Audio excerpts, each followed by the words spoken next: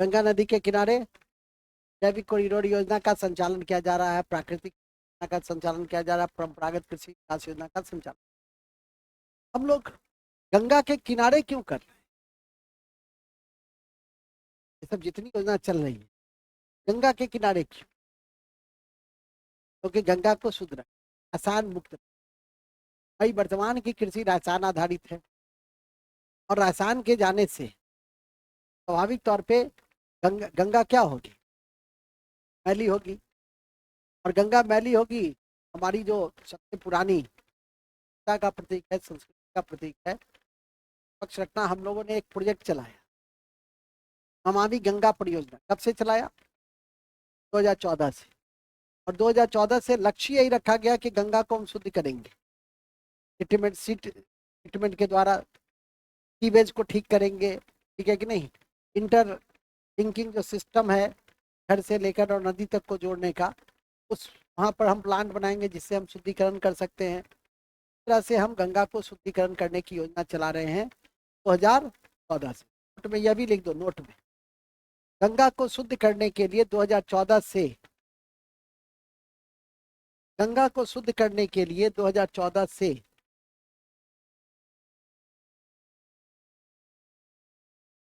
2014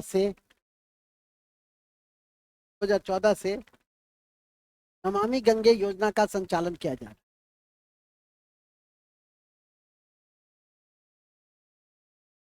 नमामि गंगे योजना का संचालन किया जा रहा है।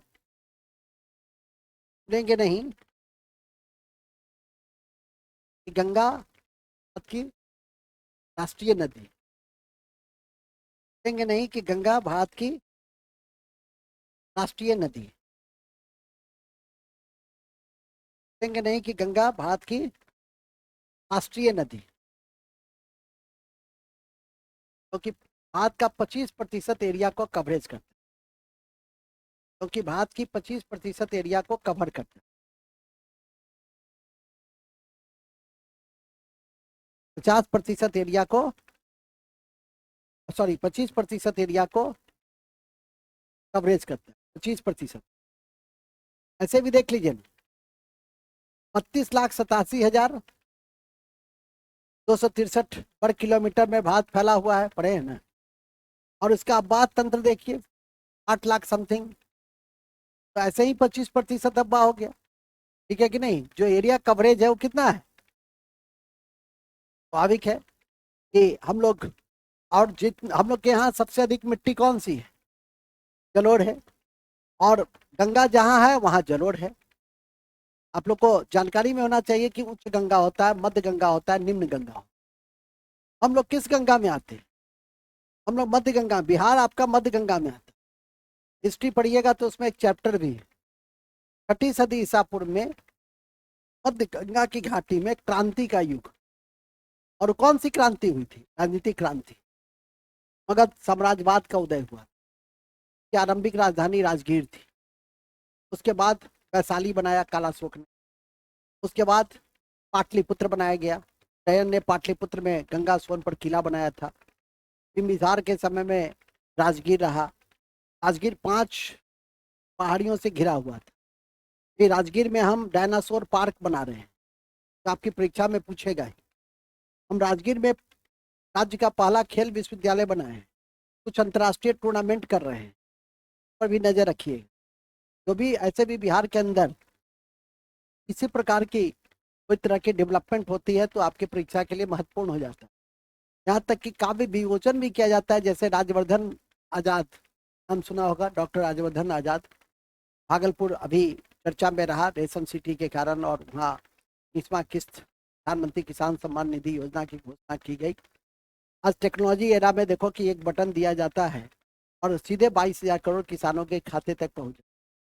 भले इस 22,000 करोड़ को पहुँचाने के लिए हजारों लाखों कार्मिक लगे, और तब जाके हम इतना पैसा पहुँचा भी नहीं पाते थे। बीच में बिचौलिया भी पैसा गमन कर लेता था। इसी देश के एक प्रधानमंत्री राजीव गांधी बड़े ईमानदार प्रधानमंत्री थे।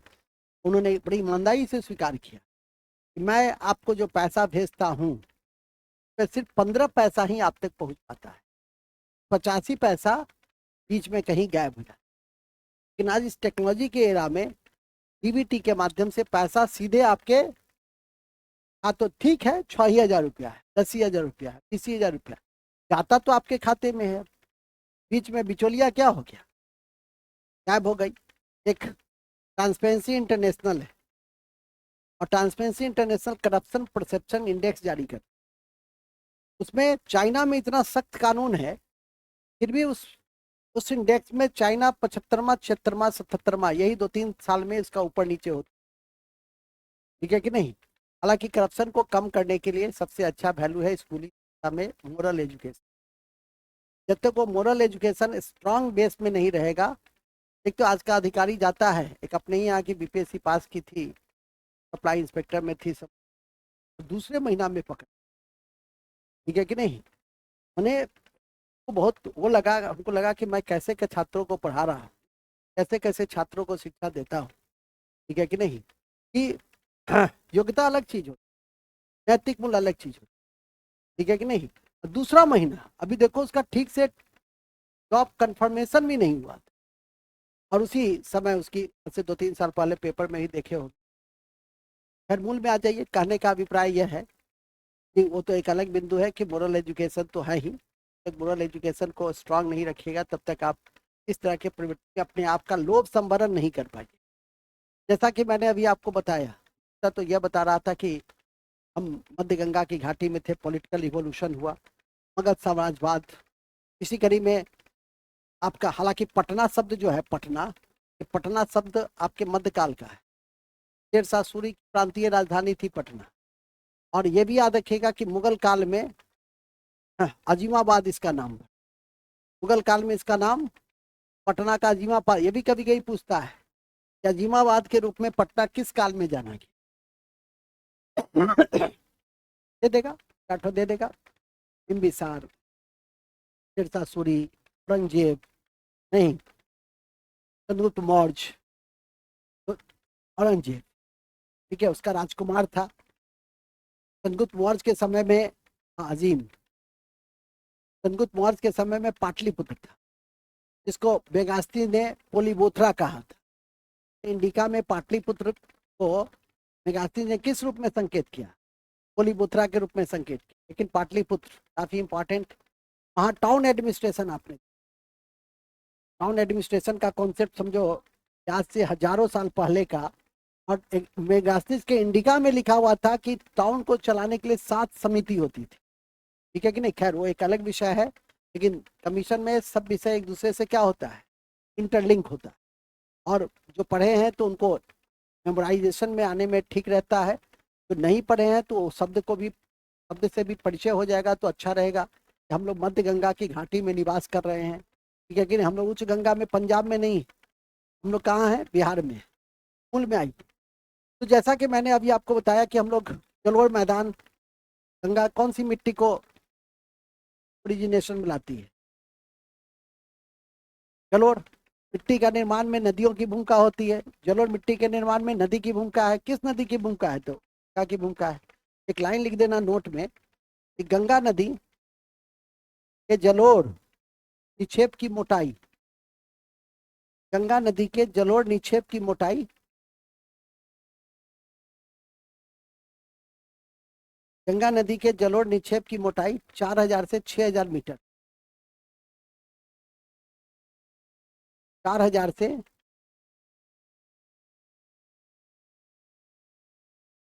6,000 मीटर होती, ठीक है, 4,000 से 6,000 मीटर होती। किसकी, किसकी, यह ध्यान रखिएगा। तो गंगा नदी में इतनी बात आपके जहन में यदि रहेगी तो आप बड़े आसानी से प्रश्नों का समाधान कर पाएंगे।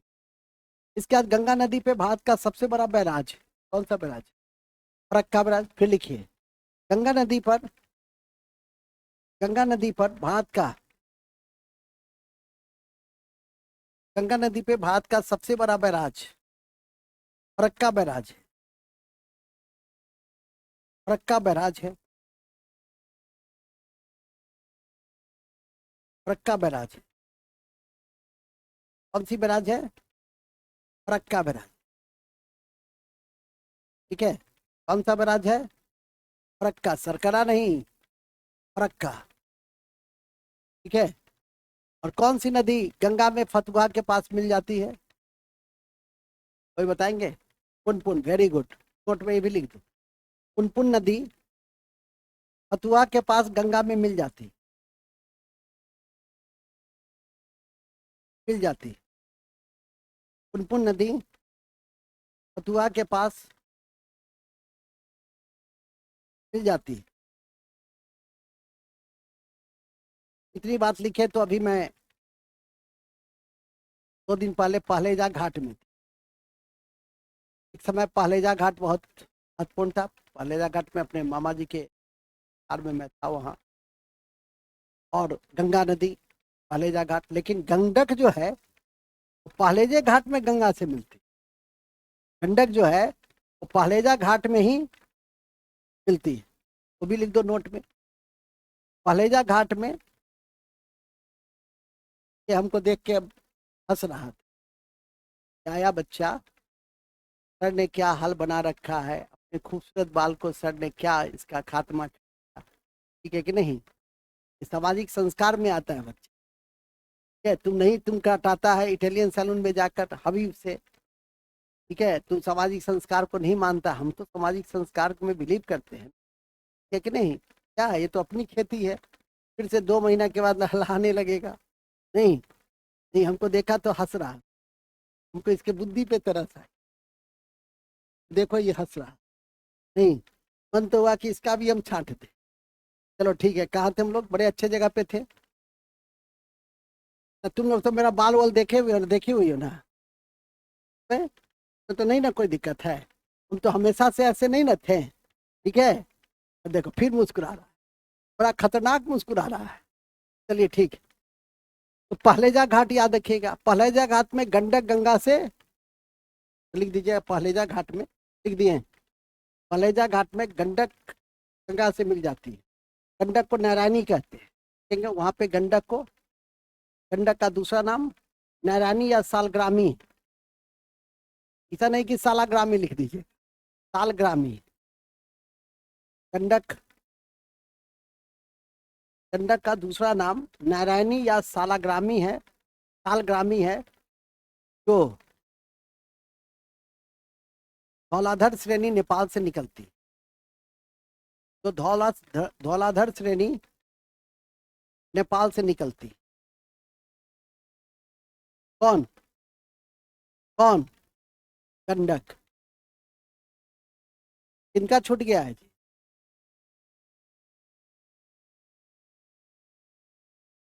नहीं नहीं, कोई शायद आया। ऐसे तो गया ही था। आज कोई टेस्ट नहीं हो, कक्षा सीधे कक्षा होगी। कहाँ गया जी? है क्या? बता रहे हैं कि कहाँ थे हम लोग? तो नारा, अब गंडक को कितना नाम से जाने? 2 नाम से। तो 2 नाम कौन से थे? नारायणी और, नारायणी और कहाँ से निकलती है? धौलाधर श्रेणी कहाँ है? नेपाल हिमालय में। ठीक है, सब लिखा हुआ है भौतिक विभाजन में, एक एक चीज मैंने तोड़ तोड़ के बताया था। इसी कड़ी में आप लोग इस गंगा को आपने देखने की कोशिश की। ठीक है कि नहीं? गंगा की लंबाई कितनी है, गंगा की चौड़ाई कितनी है, अपवाह तंत्र कितना है, किन राज्यों से होकर बहती है। नहीं, गंगा के किनारे सबसे बड़ा शहर कौन सा है? कानपुर। लेकिन गंगा कानपुर में सबसे ज्यादा मैली है। क्यों मैली है?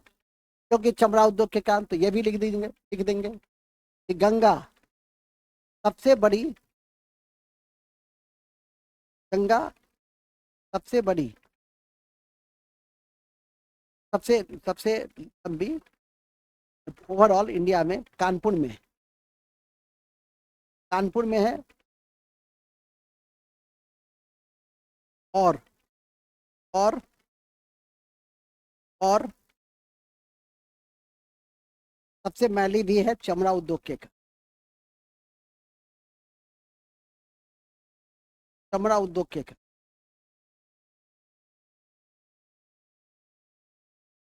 चमड़ा उद्योग के कारण।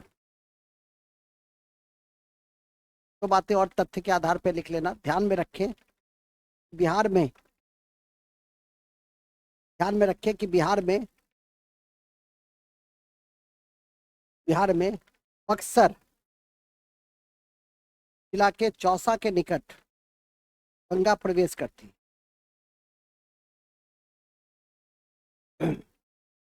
चौसा के निकट प्रवेश करती। चौसा का युद्ध पढ़े आप लोग?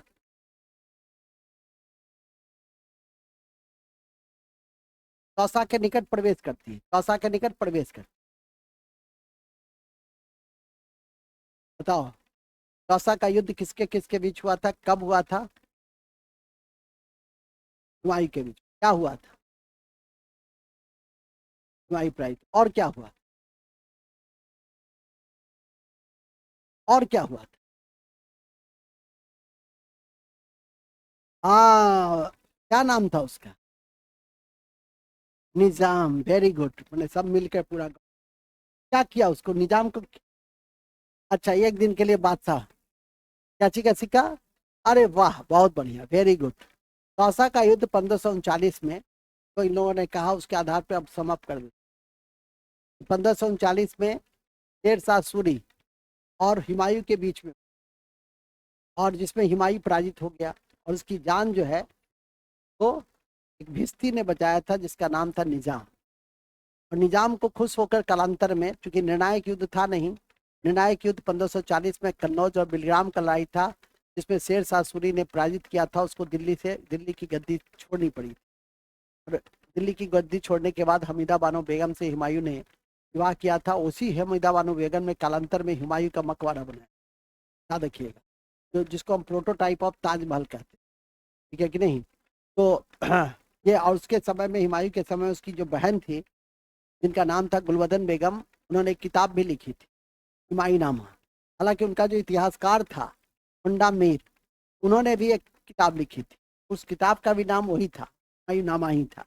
तो परीक्षा में जैसा विकल्प आए, आ जाइएगा, परीक्षा में जैसा विकल्प आए उस तरह से उसका जवाब हमें देना पड़ता। इसी क्रम में, जैसा कि मैंने अभी आपको जानकारी में दिया, परीक्षा की दृष्टि से यह महत्वपूर्ण है कि निजाम को जब एक दिन की बादशाहत संभालनी पड़ी, थोड़ा मेरी ओर भी देख लो। अखलाक साहब को क्या समय आ गया है कि अखलाक साहब को जब तक बैठा नहीं दिया देख रहा। ऐसा समय बदला है, लड़का लड़का को देख रहा है, लड़की लड़की को देख रही है। जब हाल रोज कहते हैं यार थोड़ा सा समझा करो। ठीक है, एक बार देख लिया, प्राकृतिक क्रिया है, देख लिया, लेकिन अब जब तक उसको बैठा नहीं देगा, उसका कॉपी खुलवा नहीं देगा, कलम नहीं खुलवा देगा, तब तक उसको चैन से। अब देख लो, कॉपी उपी खुल गया, अब हो गया, शुरू करें। तो निजाम को एक दिन का बादशाहत, निजाम को एक दिन का बादशाहत दिया किसने? हुमायूं ने। लेकिन ये एक दिन का बादशाह बड़ा गजब निकला, चमड़े का सिक्का जारी कर दिया, और परीक्षा में आज तक तंग करता है। ठीक है कि नहीं? कि चमड़े का सिक्का किसने जारी किया? तो चमड़े का सिक्का निजाम ने जारी किया था, ऐसा नहीं मैगजीन सब में देता है मोहम्मद बिन तुगलक। मोहम्मद बिन तुगलक ने चमड़े का सिक्का जारी नहीं किया था, कांसा का सिक्का, तांबा का सिक्का जारी किया, और हर घर टकसाल बन गया। ठीक है, टोकन करेंसी था। तो इसको भी ध्यान में रखिएगा। खैर, अभी हम लोग इतिहास में नहीं है, हम लोग अभी ज्योग्राफी में। ज्योग्राफी में मैं चौसा के निकट गंगा को प्रवेश करा रहा हूं, और कटिहार के निकट से हम झारखंड में प्रवेश कर देखेंगे। और गंगा को कटिहार, कटिहार से झारखंड में, कटिहार से गंगा झारखंड में प्रवेश करती। ठीक है, प्रवेश करती,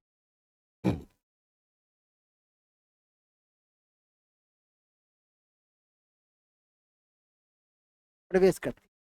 कौन? गंगा। कौन? गंगा। चलिए, अब आ जाइए। अब गंगा जो है, गंगा की सहायक नदी बड़ी इंपॉर्टेंट है। गंगा की सहायक नदियों में दो तट, ऐसे भी जानकारी, जितने भी महत्वपूर्ण नदियां हैं उसकी दाहिने तट और बाएं तट को याद है। तो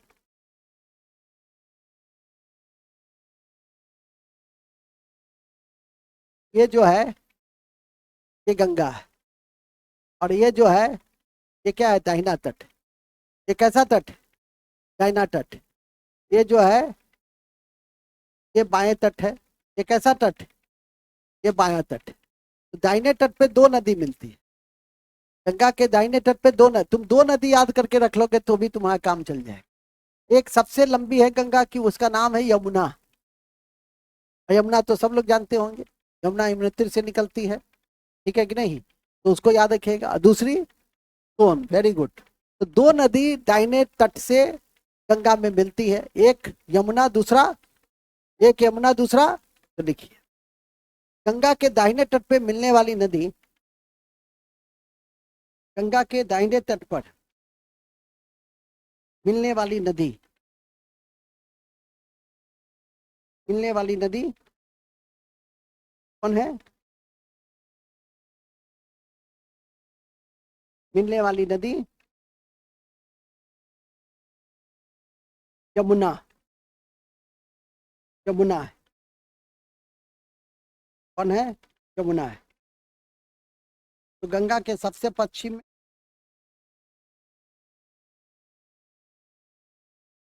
गंगा के सबसे पश्चिम में,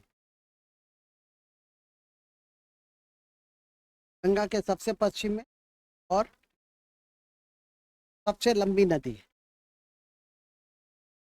सबसे लंबी नदी है, इसका स्रोत यमुनोत्री, यमुनोत्री है,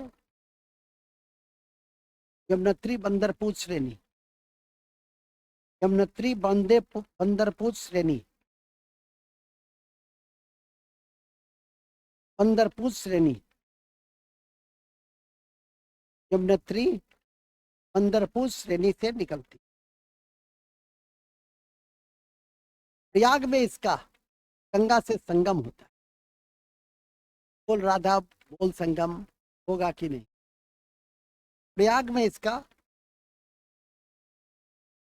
ऐसा नहीं लिख देना बोल राधा बोल संगम होगा कि नहीं, प्रयाग में इसका संगम होता है गंगा से, प्रयाग में गंगा से संगम होता है, जिसमें लोग 60 करोड़ से अधिक लोग डुबकी लगाने जा चुके हैं, तो बच गए हैं वो कल 1-2 करोड़ 4 करोड़ 5 करोड़ चले जाए के बाद समाप्त हो जाए। कुंभ आज भी आलिया भट्ट, रणबीर कपूर, जितने भी फिल्म सितारे हैं आज प्रयाग में डुबकी लगा चुके। आप लोग नहीं लगाए, माधव जी इतना बड़ा टिकी रखना बेकार है। देखिए आपसे बेहतर तो हमारे गिरजा बाबू निकले, तो मैं ही स्नान करके आ गया, लेकिन नहीं, मूल बिंदु पे जब से आया है तब से लाली है चेहरा पे, तबीयत भी देखो एकदम दुरुस्त। वो नहीं गया, देखो तबीयत खराब है उसका, तो लिखेंगे क्या लिखे, यमुना, यमुना में, प्रयाग में गंगा से संगम हुआ। इसकी भी सबसे बड़ी सहायक नदी, इसकी भी सबसे बड़ी सहायक नदी कौन सी है, इसकी भी सबसे बड़ी सहायक नदी है चंबल, और उस चंबल पे घड़ियाल परियोजना चल रहा है, जो आपकी परीक्षा की दृष्टि से बहुत महत्वपूर्ण है। साथ ही चंबल पे इस घड़ियाल परियोजना की कड़ी में आप कभी नहीं भूलेंगे कि चंबल पे 3 बांध भी, कोटा शहर बसा है, और चंबल पे 3 बांध कौन सा है, एक है गांधी सागर बांध, दूसरा है जवाहर सागर बांध, और तीसरा राणा प्रताप सागर बांध। ये तीनों को हम लोग पढ़ेंगे यहाँ, लेकिन पहले यमुना को लिखेंगे, तो लिख लिए ना, प्रयाग संगम होता है, फिर लिखेंगे यमुना के दाहिने तट पर, यमुना के दाहिने तट पर पॉइंट करके लिखिए, यमुना के दाहिने तट पर, दाहिने तट पर कौन, दाहिने तट पर प्रायद्वीपीय पठार से निकलने वाली, प्रायद्वीपीय पठार से निकलने वाली, प्रायद्वीपीय पठार से निकलने वाली चंबल सिंध, चंबल सिंध बेतवा और केन, चंबल सिंध बेतवा और केन दाहिने तट पर मिलती, चंबल सिंध बेतवा और केन, चंबल सिंध बेतवा और केन दाहिने तट पर मिलती है, अंडरलाइन कर दोगे चंबल में, ये दाहिने तट पर मिलती है, किस में, यमुना में। जबकि बाएं तट पर हिंडन, रिहंद, सेंगर, हिंडन, रिहंद, सेंगर, और बरुणा। हिंडन, रिहंद, सेंगर, बरुणा आदि नदियां इसके बाएं तट पर मिलती, के बाएं तट पर मिलती। इसके यमुना के बाएं तट पर मिलती। ठीक है। यमुना के विषय में कहा जाता है कि एक वन्य जीव है जो यमुना उसकी सीमा बनाती। और वो कौन सा वन्य जीव है? तो भारत का राष्ट्रीय विरासत पशु भी यमुना के पार नहीं जाता है, यमुना उसकी सीमा बनाता है। तो भारतीय हाथी के को हम लोग राष्ट्रीय विरासत पशु भी कहते हैं। इसको भी ध्यान रखेंगे। हमने प्रोजेक्ट टाइगर स्कीम भी चलाया, कब से चलाए? Project tiger scheme, project elephant scheme 1992 से चलाया। कहाँ से? सिंहभूम। पहले बिहार में ही था, जब 1992 में चलाए थे तो बिहार में ही चलाए थे, झारखंड में। अब कहाँ है? झारखंड में। प्रोजेक्ट टाइगर हम लोग कब से चलाए? 1973 से चलाए। प्रोजेक्ट टाइगर पैंथेरा टिग्रिस, इसका जो जंतु वैज्ञानिक नाम है पैंथेरा टिग्रिस, और राष्ट्रीय पशु है हमारा। जबकि यह हमारा राष्ट्रीय विरासत, ये राष्ट्रीय विरासत पशु, राष्ट्रीय विरासत पशु, ध्यान रखिए। ठीक है, ये राष्ट्रीय पशु। और अभी प्रोजेक्ट टाइगर कितने कितने अभ्यारण्य में चल रहा है? 57, 57 नेशनल सेंचुरी में हमारा प्रोजेक्ट टाइगर चल रहा है। 57वां कौन सा है? तातापानी। तातापानी 57। कुनो किस लिए प्रसिद्ध है? कुनो, कुनो कहाँ है? और चीता संरक्षण के लिए जाना जाता है। चलिए, घड़ियाल संरक्षण के लिए कौन सी नदी है? हम लोग चंबल में आ, देखो नोट में चंबल। सर, ये सब का क्या करें? सबका दिमाग में रखो। ठीक है, कहाँ रखें? दिमाग में। कहाँ? देखो चंबल, चंबल में लिखेंगे। कहाँ से निकलती? लिखेंगे महू से। मालवा की पठार महू से निकलती है, मालवा की पठार महू से निकलती, महू से निकलती है। कोटा के किनारे बसा है, कोटा इसके किनारे बसा है, कोटा इसके किनारे बसा है, कोटा इसके किनारे बसा। कोटा किसके किनारे बसा? पानी बहुत खराब है कोटा का पानी। आप लोग, हम लोग जो जाते हैं तो तबीयत खराब होना तय होती। तो मेडिकल इंजीनियरिंग का लड़का सब जो जाता है, हब है। हाँ, और उसके कारण तो कितनी की हजारों की संख्या में लड़के बच्चियों की आयरन की बहुत भारी कमी भी है, कान से भी। और वहाँ के यदि फूड स्टाइल में, फूड बिहेवियर में, यदि आप छाछ नहीं पीजिएगा, ठीक है, खाना खाने के पहले छाछ नहीं पीजिएगा। हम लोग के यहाँ तो आदत है नहीं, हम लोग के यहाँ तो एक ही बार में हुड़ना शुरू हो, भोजन दिए और हुड़ना शुरू। क्योंकि वहाँ का फूड बिहेवियर क्या है? पहले छाछ पीता है। गुजरात स्थान में पहले लोग छाछ पीते, पंजाब में लोग पहले लस्सी पीते, हम लोग के यहाँ हो जाते हैं तो चाय पीते हैं। पहले चाय पी लेता है तब भोजन करता है। यहाँ तो गजब गजब स्टाइल सब है। और मूल में आ जाइए तो मूल यह याद रखिएगा कि चंबल 3 कारणों से जाना है। एक, उत्खात भूमि। जानते हैं क्या होता है उत्खात? खाद्य भूमि को अंग्रेजी में कहते हैं रेवाइन। रेवाइन नहीं, रेवाइन। बीहर, बीहर। शोले फिल्म देखे थे? शोले फिल्म में गब्बर सिंह को देखे थे? कहाँ रहता है? ऊपर में, और नीचे में सांबा सब रहता है। अरे हो सांबा, करता रहता है क्या? तंबाकू। तो केमिकल अल्कोलाइड्स कौन सा है? निकोटीन। चाय में केमिकल अल्कोलाइड्स टेनिन है, कॉफी में कैफीन है। केमिकल अल्कोलाइड सबको ध्यान में रखो। तंबाकू सबसे ज्यादा कहाँ होता है? समस्तीपुर में होता है, आंध्र प्रदेश में होता है। तंबाकू अनुसंधान केंद्र कहाँ है? राजा समुद्री में। और बिहार में सबसे अधिक तंबाकू होता है समस्तीपुर में, वैशाली में। एकदम याद रखना, ठीक है कि नहीं? मूल में आ जाओ। मूल यह है कि निकोटीन से बाहर निकले। ये रेवाइन है एक। और दूसरा है, रेवाइन के अलावा दूसरा क्या है? दूसरा है, 3 बांध के कान याद रखते। गांधी सागर,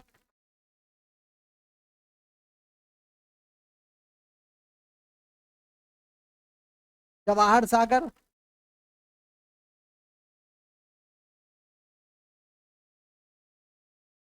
और तीसरा राणा प्रताप सागर। ऐसा नहीं कि सुभाष चंद्र बोस सागर। सागर बांध, तीनों बांध को याद रखिए। तो हुआ। अब तीसरा और किस कान से हम लोग जानते हैं? घड़ियाल संरक्षण के। घड़ियाल, घड़ियाल संरक्षण के लिए एकदम भूलना नहीं है। चलिए तो नोट में लिखिए। चंबल को, चंबल को 3 कारणों से जानते हैं। चंबल नदी को 3 कारणों से जानते हैं। चंबल नदी को 3 कारणों से जानते हैं। पहला रेवाइन, खाद्य भूमि। बीहर, इसको कहते हैं बीहर। क्या कहते हैं? बीहर, ठीक है, बीहर। दूसरा, इस नदी पर 3 बांध, नदी पर 3 बांध है। जवाहर सागर बांध, इस नदी पर 3 बांध है। जवाहर सागर बांध, गांधी सागर बांध, जवाहर सागर बांध, गांधी सागर बांध, और राणा प्रताप सागर बांध। और राणा प्रताप सागर बांध, ठीक है। पहला कौन सा बांध? दूसरा, तीसरा, और किस कान से जानते हैं? हाँ, उत्खात भूमि, और एक हरियाल संरक्षण। तीनों लिख लिए। तब टिप्स पे रहना चाहिए। चंबल दाबे, तीनों निकल जाना चाहिए। गामू गामू नहीं, ठीक है। तो याद रखिएगा। चंबल टिक लगा लीजिए। कहाँ से निकलती है? मालवा के पठार से, महू नामक स्थान से चंबल निकलती है, ठीक है। चंबल का बीहड़ डाकू के लिए प्रसिद्ध था। एमपीपीसीएस का इंटरव्यू देने में गया था, तो हमसे पूछा था कि मुरैना में डाकू अधिक क्यों होता है, ठीक है कि नहीं? उसने बुझा कि बिहार का विद्यार्थी है, कि क्या बताएंगे। उसका पूरा हम ज्योग्राफिकल, सोशल, इकोनॉमिकल, पॉलिटिकल, चारों एंगल से मुरैना में डाकू क्यों पैदा होता है सो बताए, तो बड़ा खुश हुआ था, ठीक है कि नहीं? मूल बिंदु पे आ जाइए। ज्योग्राफिकल यही है, सुरक्षित ठिकाना है। और सुरक्षित ठिकाना सड़क जाती नहीं है, ठीक है। पुलिस जाने से घबराती है। स्वाभाविक है कि सब अपना उच्च भूमि पर है। हम क्यों जीत गए कारगिल युद्ध में? क्योंकि हम विश्व के सबसे ऊंचे युद्ध स्थल सियाचिन पे कब्जा किए। स्वाभाविक है, तुम 4th फ्लोर पे रहोगे, नीचे से कोई जाएगा तो तुम ढिच्चू करिए दोगे ना, तो स्वाभाविक है। तो वही हाल बिहार का भी है, ठीक है कि नहीं? मूल बिंदु पे आ जाइए। मूल बिंदु यह है कि चंबल को इस 3 कारणों से हम याद रखते हैं, इसको जरूर याद रखें। इसके बाद चंबल के विषय में और कुछ नहीं जानना है, और कोई भी अन्य नदियों के विषय में आपको याद नहीं रखना। केवल यह याद रख लेना है कि यमुना के, गंगा के दाहिने यमुना, यमुना के दाहिने सबसे प्रसिद्ध चंबल, ये याद रह जाए तो बहुत। हालांकि सबसे लंबी नदी उसकी टोंस है, यमुना की, लेकिन टोंस उसको मारो, ठीक है कि नहीं। आप बिहार बीपीएससी दे रहे हैं तो चुपचाप चंबल याद रखिए, चुपचाप जमुना याद रखिए, चुपचाप गंगा याद रखिए। बाएं तट से लिख जरूर लेंगे, लिखेंगे यमुना के बाएं।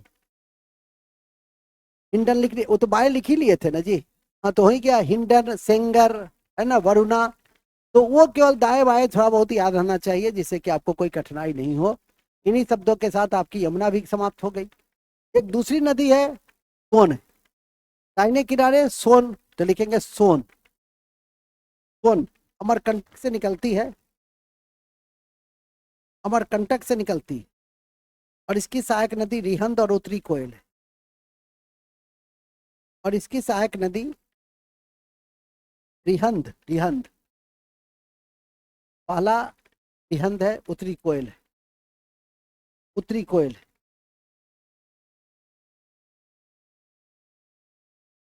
उत्तरी कोयल है।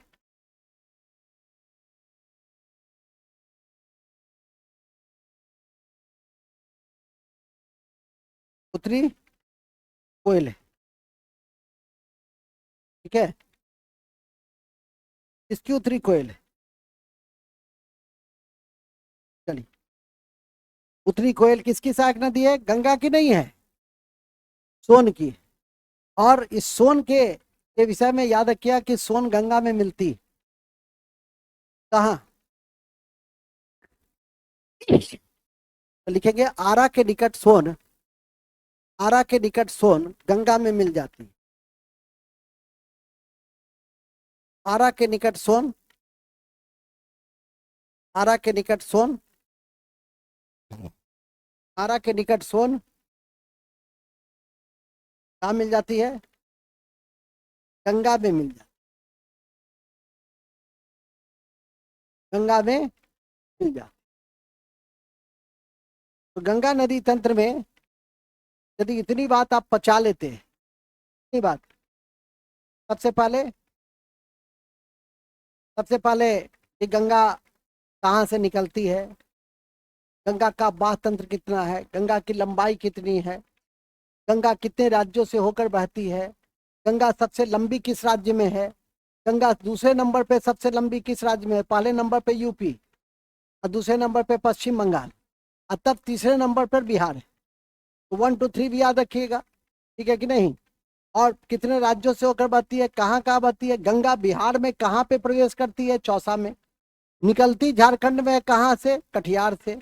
और कौन कौन सी नदी बिहार की, बिहार में बहने वाली गंगा से कहाँ कहाँ मिलती है, जैसे अभी बताया फतुहा के पास पुनपुन, जैसे आरा के पास सोन, ठीक है कि नहीं। तो जहां जहां जो नदी मिलती है उसको जरूर कैप्चर करें, क्योंकि मैंने पहले ही कहा है कि गंगा नदी तंत्र सबसे महत्वपूर्ण है हमारे अपवाद तंत्र में। बीपीएससी यदि एक क्वेश्चन देगा, हालांकि एक क्वेश्चन नहीं देता है, नदी एक ऐसा सब्जेक्ट है, नदी एक ऐसा चैप्टर है जहां से 2 से 3 क्वेश्चन आता है। अभी बिहार विषय, बिहार वाली भी नदी को याद करके रखना है, कोसी को, ठीक है कि नहीं। हमारी सोन भी है, सोन प्रवाहित होती है बिहार में, तब ना आरा के पास मिल जाती है। जो भी नदी हमारे राज्यों में होकर बहती है उसको भी आपको ध्यान में करके रखना है, नहीं तो कट, जैसे हमारा गंडक, गंडक का कई बार बीपीएससी पूछे, गंडक, गंडक का दूसरा नाम क्या है, नारायणी।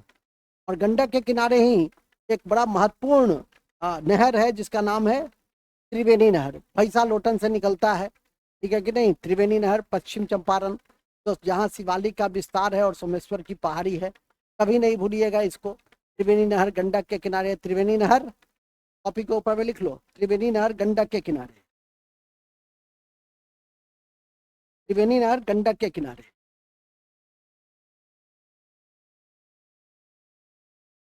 ठीक है। त्रिवेणी नहर गंडक के किनारे, भैंसा लोटन से पानी लेता है, भैंसा लोटन से, भैंसा लोटन जगह का नाम है। नहर कहीं से पानी लेगा ना, देखिए भैंसा लोटन से लेता है, बेतिया के पास भैंसा लोटन से पानी लेता है। कौन लेता है? त्रिवेणी नहर लेता है, ठीक है। बिहार की मनोज बाबू, बिहार की पहली आधुनिक परियोजना का क्या नाम था? कौन? Very good. अब पहला बहुउद्देशीय योजना का क्या नाम था? दामोदर। समझ गया ना? बहुउद्देशीय नहीं था, बहुउद्देशीय कौन था? दामोदर घाटी। किस देश के कौन से प्रोजेक्ट से प्रभावित था? अमेरिका का कौन सा प्रोजेक्ट? पीवीसी से प्रभावित। अच्छे से याद करके रखिएगा, कोई दिक्कत नहीं आएगी। जैसा क्वेश्चन वैसा जवाब। ठीक है। सोनी नदी में, नदी परियोजना में हमारा बिहार का चावल का कटोरा है। कौन सा? रोहतास का जो क्षेत्र है वो चावल का कटोरा माना जाता है। बिहार पे ऐसे भी विशेष बीटीसी किताब आप लोग ले लीजिए। ठीक है, 9th-10th की बीटीसी किताब वो भी आपके लिए बहुत यूजफुल रहेगी।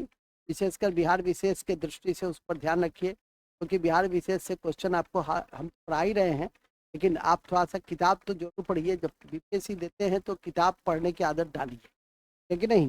चाहे वो छोटी परीक्षा बीपीएससी ले कि बड़ी, क्वेश्चन के स्तर सबका समान ही होता है। ठीक है कि नहीं? मूल बिंदु पे आ जाए। मूल बिंदु यह है कि जैसा कि मैंने अभी आपको जानकारी में दिया कि गंगा नदी तंत्र में सबसे पहले आपने पढ़ा कि गंगा की लंबाई कितनी है, अपवाह तंत्र कितनी है, किस तरह की मिट्टी का निर्माण करती है।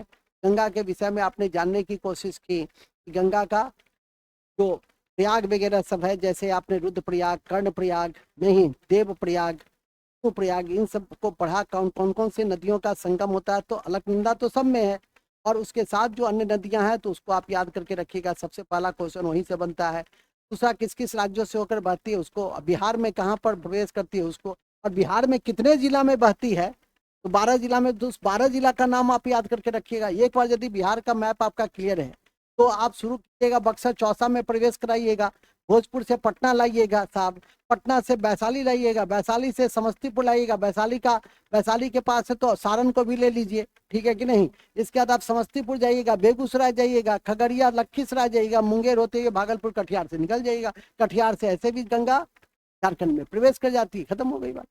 यदि एक बार मैप का आइडिया है, इसलिए रोज कहते हैं कि मैप अपने सामने रखिए, जहाँ पढ़ते हैं वहां पे रखिए, कॉपी में भी रखिए। देखते देखते, अब 2 दिन देखते नहीं है कि पूछते सर तो याद ही नहीं होता है। हम 36 साल से देख रहे हैं तो हमको याद ही नहीं हो रहा है, और तुम 36 घंटा में कैसे याद कर लोगे? विश्व का मैप, एक बार एक लड़का कहा कि सर 5 दिन से देख रहे हैं विश्व का मैप, विश्व का, तो कोई कौन द्वीप किधर घुस जाता है पता नहीं चलता। हम कहे हम तो 30 साल से देख रहे हैं। ठीक है कि नहीं? तो गजब हाल है। विश्व का मैप को कंट्रोल करना, हजारों द्वीप है। सिर्फ इंडोनेशिया में आपका 13,000 द्वीप है, जिसको हम लोग आर्कियोपेलिगो कहते हैं। हमारे देश में सिर्फ 600 द्वीप। ठीक है, अंडमान निकोबार और सबको मिला लोगे तो कितना, 600 से अधिक द्वीप हो जाएगा। ठीक है, मूल बिंदु पे आ जाइए। आप सब द्वीप तुम खोजने लगोगे तो मिलेगा बेकार। जो महत्वपूर्ण द्वीप है उस पर नजर रखो। इस क्रम में मैंने आपको यह बताया कि दाएं किनारे से नर्मदा, यमुना और सोन। अब बाएं किनारे वाली नदी को देखेंगे, उस पे कौन कौन सी नदी है तो लिखेंगे। यमुना के बाएं किनारे, यमुना के बाएं किनारे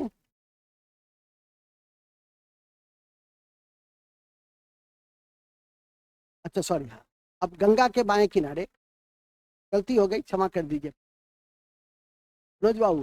नहीं, ऐसे नहीं होगा, हम आगे बढ़ेंगे नहीं। बाएं किनारे सबसे पहले गोमती लिखी, गोमती, जैविक आपदा नदी, बड़ा प्रदूषित है। लखनऊ इसके किनारे, ठीक है, जैविक आपदा नदी, लखनऊ किनारे, गोमती। कौन नदी? गोमती।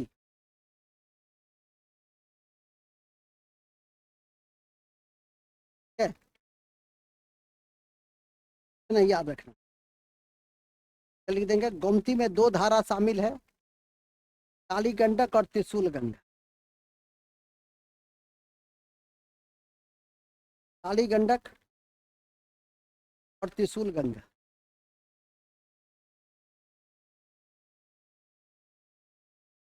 ठीक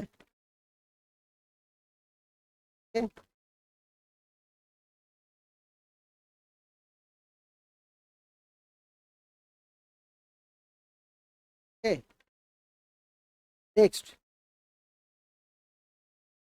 गंडक चंपारण में, सॉरी गंडक नहीं, गोमती चंपारण में गंगा से मिलती, गंगा के मैदान में प्रवेश।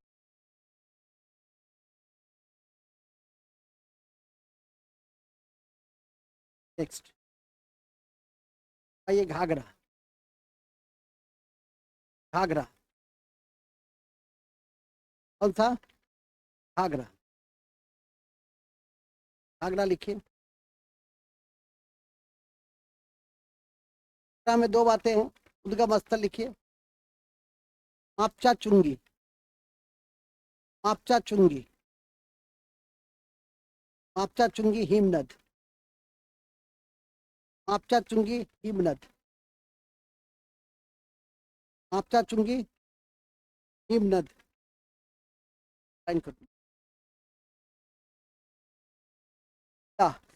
सेती, तीला सेती बेरी, तीला सेती बेरी इसकी सहायक नदी, तीला सेती बेरी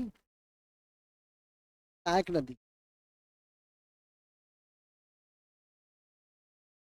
सहायक नदी है। काली गंगा या शारदा नदी इससे मैदान में मिलती है, काली गंगा, काली गंगा लिखिए ना, काली गंगा, काली गंगा या शारदा नदी, काली गंगा या शारदा नदी इससे मैदान में मिलती है और छपरा में या गंगा नदी में विलीन हो जाती है, और छपरा में या गंगा नदी में विलीन हो जाती है, छपरा में या गंगा नदी में विलीन हो जाती है। हो गया घाघरा। के बाद आइए सरयू, सरयू, सरयू या शारदा, नहीं जानना है सरयू और शारदा, एक ही तो शहर जानना है। सरयू के किनारे कौन सा शहर है, अयोध्या, तो लिख देंगे अयोध्या इसके किनारे है, नहीं याद रखना है, अयोध्या इसके किनारे, ठीक है। शारदा या सरयू या गौरी गंगा, दो तीन नाम है, ध्यान रखिए। अब आइए कोसी, यह कोसी, कोसी, कोसी कल बताए थे आप लोगों को, तीन सबसे महत्वपूर्ण एंटीसीडेंट रिवर बढ़ती नदी बताए थे ना, कौन कौन से थी। पहले तो बताए थे सिंधु सतलज ब्रह्मपुत्र, इसी क्रम में कोसी भी ध्यान रखना, कोसी भी पूर्ववर्ती नदी, और कोसी भी पूर्ववर्ती नदी का कॉन्सेप्ट दिए थे क्या, पर्वत, हाँ उससे पहले से ही कोसी नदी क्या है, और पर्वत के निर्माण से पहले की अवस्था से उभरती है, इसलिए उसको एंटीसीडेंट लिखेंगे। यह भी एक पूर्ववर्ती नदी है, बिहार का शोक है, बिहार का शोक है, बिहार का शोक है। माउंट एवरेस्ट के उत्तर से निकलती है, माउंट एवरेस्ट के उत्तर से निकलती,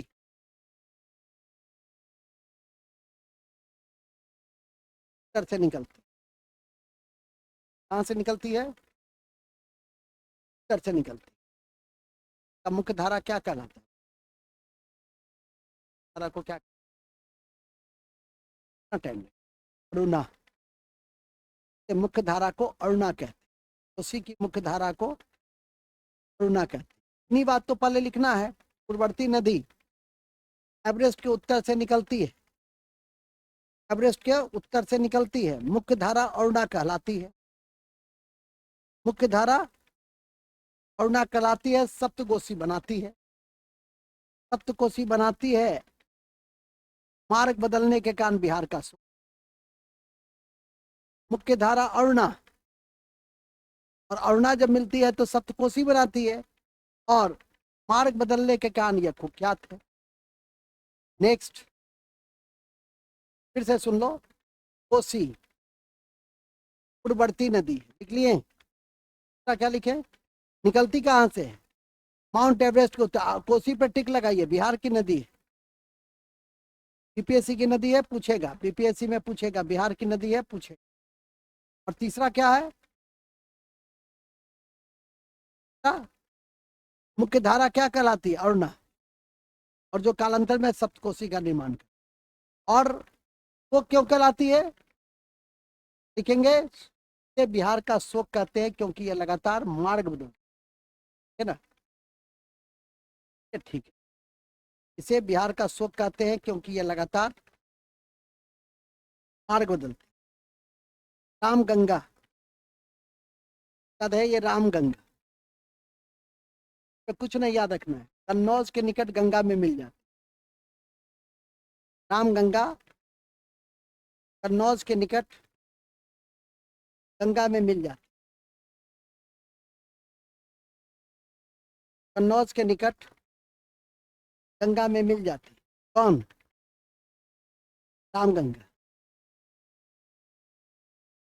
ठीक है,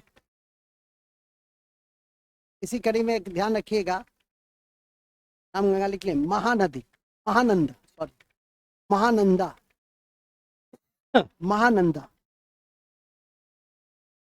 महानंदा। महानंदा में एक ही बात आपको याद रखनी, क्या? क्या गंगा की अंतिम सहायक नदी? क्या गंगा की अंतिम सहायक नदी? क्या गंगा की अंतिम सहायक नदी? कौन? कौन? महानंदा। बस नहीं याद रखिए, गंगा की सहायक है, ये याद रखिए। ऐसा नहीं कि ये किसी अन्य के साथ जोड़ दीजिएगा। पहला आए तट पर, पहला, दूसरा, तीसरा, चौथा, पांचवा गंगा, छठा, पहला, दूसरा, तीसरा, चौथा, पांचवा, छठा। इधर दाएं में कौन? अब तो यमुना की सहायक, ठीक है कि नहीं? यमुना की सहायक, ये इसकी सहायक, इसकी सहायक, ठीक है कि नहीं? न कि चंबल गंगा की सहायक।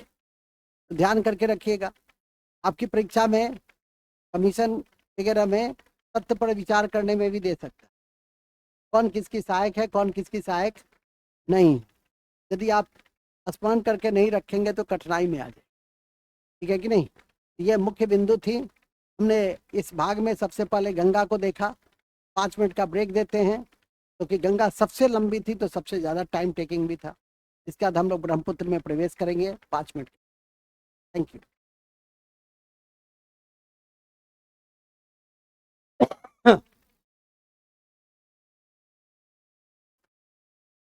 शुरू करें हम लोग, शुरू करें अंतराक्षी, फिर से हरि का नाम, ठीक है? चलिए, हम लोग हिमालय नदी तंत्र को ही पढ़ रहे हैं। थोड़ी देर पहले हिमालय नदी तंत्र के सबसे महत्वपूर्ण नदी गंगा के ऊपर आपका ध्यान आकृष्ट करा और एक कंप्लीट कक्षा दी, और इस दृष्टि से दिया कि आपकी परीक्षा के लिए गंगा नदी तंत्र सबसे महत्वपूर्ण होगा। लेकिन उसी कड़ी में एक और नदी तंत्र को, जो हिमालय नदी तंत्र ही है, ब्रह्मपुत्र, उसको भी हम लोग देखने का प्रयास करें। तो हम लोग भारत का शोक कहते हैं, बंगाल का शोक दामोदर है, बिहार का शोक कोसी है। जैसा कि आपने देखा कि मार्ग बदलने के कारण शोक कहलाए। इसी करीब उसकी मुख्य धारा क्या कहलाई? कोसी की मुख्य धारा अरुणा। इसी क्रम में आपने यह जानने की कोशिश की, या ब्रह्मपुत्र को जानना है हमें। हिमालय नदी तंत्र की यह तीसरी नदी तंत्र है। इसका उद्गम स्थल कैलाश पर्वत श्रेणी का मानसरोवर झील, किसी भी स्थिति नहीं भूलेंगे। उसका जिस ग्लेशियर से निकलता है उसका नाम है केमो युंगडुंग। यह भी आपके बीपीएससी से लेकर और यूपीएससी तक में हर जगह पूछा हुआ है, एनसीईआरटी फैक्ट है, इसीलिए कमांड कीजिए केमो युंग तुम पर पहले कहाँ से निकलती है? मैंने कहा भी है कि कोई भी नदी पढ़िए, सबसे पहले क्या पढ़िए? का स्रोत पढ़िए, सहायक नदी पढ़िए। और सहायक नदी बाएं दाएं यदि हो तो देखिए, उत्तर दक्षिण हो तो देखिए, पूरब पश्चिम हो तो देखिए। कभी कभी चार नदी दे देगा, कहेगा उत्तर, सबसे उत्तर में कौन है, सबसे दक्षिण में कौन। इसलिए नदी का मैप जरूर जाके देख ली। हालांकि हमने कोशिश की है कि मैप तो आप ही को देखना होगा, उस तरह से भी आप उसको तैयार कर सकते हैं, ठीक है कि नहीं। कई बार क्वेश्चन 2-3 चैप्टर से जुड़ा हुआ होता है और ऐसी स्थिति में आप फंस सकते हैं, ठीक है कि नहीं। जैसे एक क्वेश्चन कल आप लोग ने नेशनल सेंचुरी पढ़ा, मैं यदि आपसे पूछूं कि कौन सी ऐसी अभ्यारण्य है तो उष्ण कटिबंध, उष्ण कटिबंध और शीतोष्ण कटिबंध तीनों में आता है। एक कान्हा, दो रणथंबोर, तीन बांधवगढ़, चार नामदफा। क्या मारिएगा, क्या मारिएगा? रणथंबोर पे। कहाँ से दिमाग लाए हैं? ऐसा दिमाग वहीं पर फ्रीज कर। रणथंबोर तो उष्ण कटिबंध क्षेत्र है, राजस्थान है। जब ये तीनों होगा तो ऊंचाई वाला कोई जगह होगा। ऊंचाई वाला कौन होगा? नामदफा, अरुणाचल होगा, जहाँ उष्ण कटिबंध भी रहेगा, उष्ण भी होगा और शीतोष्ण भी होगा। तो उसका क्या मतलब है कि शीत ऋतु भी अधिक है, भी है। उष्ण का क्या मतलब है? का गर्मी भी है, अरुणाचल में गर्मी, गर्मी के सीजन में गर्मी भी है। उष्ण मतलब दोनों मिश्रित है। तो इस तरह के भी क्वेश्चंस आपके मानसून जलवायु वगैरह पढ़ लेते हैं, इस तरह के भी क्वेश्चंस आपको आ सकते हैं। जैसे अभी हमने कहा कि डिफरेंट नदी दे देगा और उत्तर से दक्षिण, पूरब से पश्चिम सजाने के लिए देगा, तो ऐसी स्थिति में आप फंस जाइएगा। जैसे आपका शोक नदी, स्पीति नदी वगैरह है, इसका सिंधु की, तो उसको जरूर देखिए उत्तर दक्षिण, ठीक है कि नहीं। कई नदियों का पूरा पश्चिम देखिए, ये आपकी परीक्षा के दृष्टि से बहुत महत्वपूर्ण है। नेक्स्ट हम लोग चलते हैं, सबसे पहले कहाँ? कोसी में चलते लिखेंगे, तो सॉरी ब्रह्मपुत्र चलते हैं, ब्रह्मपुत्र।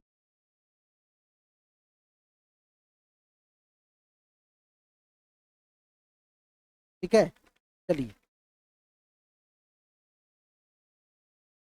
कहाँ थे हम लोग?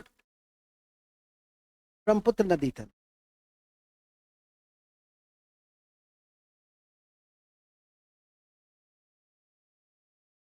हिमालय नदी तंत्र की, हिमालय नदी तंत्र की,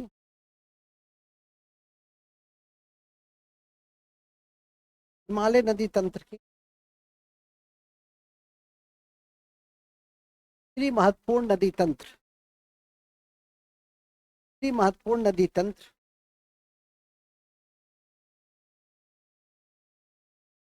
तीसरी महत्वपूर्ण नदी तंत्र,